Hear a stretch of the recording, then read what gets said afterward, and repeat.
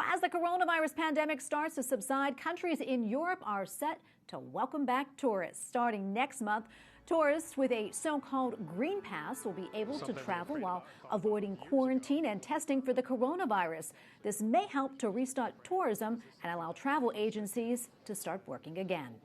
Joining us now from Rome is Teresa Tomeo, founder of Tees Italy Travel Consulting Service. She is also the radio host of Catholic Connection on EWTN. Teresa, so great to see you. I see you're in Rome right now.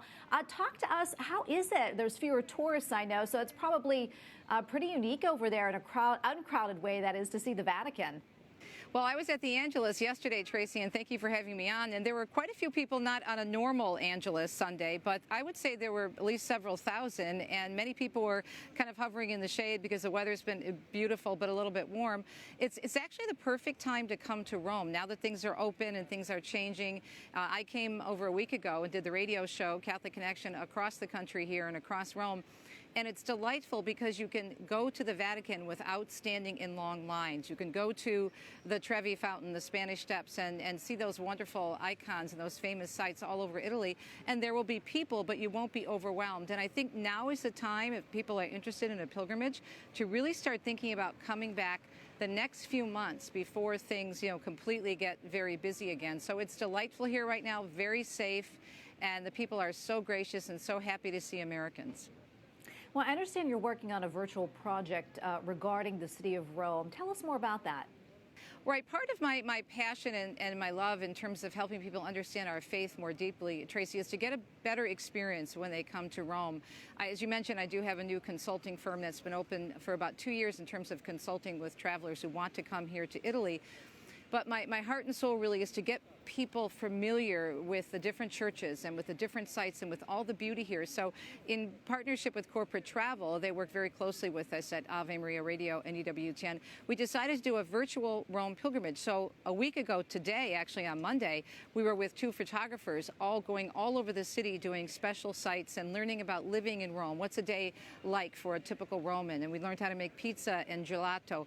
I think it's important that our Catholic faith expresses both obviously the spiritual, but the human body, the theology of the body, the dignity of the human person is very important, and our faith encompasses all of those things. And no better place than, Viva Italia, to feel who we are, body, soul, and spirit. It's just an incredible place. So the virtual pilgrimage will be coming up this fall. I'll be doing a lot on the air about it. We have many people from EWTN, including Joan Lewis and Dr. Liz Lev will be joining us, as well as many experts. We're going to have many of the priests who are regulars on EWTN joining us, giving us their inside look at Rome and what they think is important, what pilgrims can see, but also some really unique things. And so that will be a virtual Rome pilgrimage online coming up later in the fall. So I'm really looking forward to it. We did a ton of work on that this week. Yeah, it sounds really exciting. Can't wait to see it. Can you talk about how important tourism is to cities, like Rome? Yeah. Well, it's a very big part of their gross domestic product here in Italy. I think it's something like 13 to 15%. And it really has dried up, obviously, during COVID. And Italy was one of the first to open to Americans, and then, of course, one of the first to shut down when COVID first hit. So this is very big for them, just opening up right now. Very important, and really it's their livelihood for the most part. I did notice that a few places have shut down.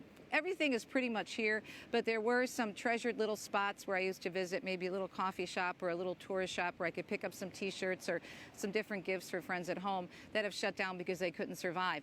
But now that people are starting to come back, the city is coming alive again. I was meeting our very sweet friend Joan Lewis for dinner last night, and our taxi was taking me through Campo dei Fiori, which is a very popular, beautiful piazza.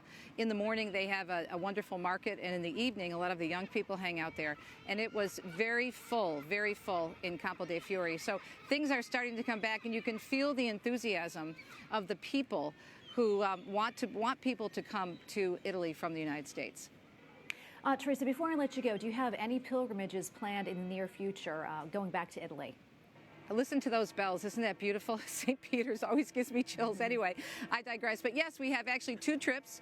We have one coming up in October for couples. We call it Roman Holiday for Couples, and it's a spiritual, beautiful spiritual journey. We're going to be based mostly in Tuscany. We're going to be learning about St. Catherine of Siena. We're going to go to Florence, also some of the historic places in Tuscany, such as San Gimignano. And then we have a women's trip, a Catholic women's pilgrimage that we do every year with my dear friend Kelly Walquist from Women in the New Evangelization, and we call it Wine and Shrine. And so that's coming up in November, and you can find it all on my website at teresatomeo.com. So 2 pilgrimages this year. Well, Teresa, thank you so much for your time today. We really appreciate speaking to you. God bless you. You too. Thank you. Wish you were here. I know that sounds cliche, but wish you were here. Ciao from Roma.